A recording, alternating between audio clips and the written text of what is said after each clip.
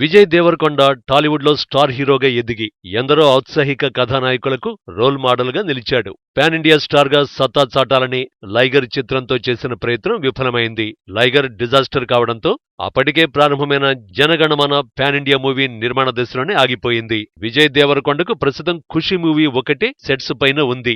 Next projects ఏవి ముందుకు కదలడం లేదు. తెలుగులో చేసే ప్రయత్నం ఏదైనా మళ్లీ ప్రాంతీయ కథానాయకునిగానే అతని మార్కెట్ ని పరిమితం చేసే ప్రమాదం ఉంది.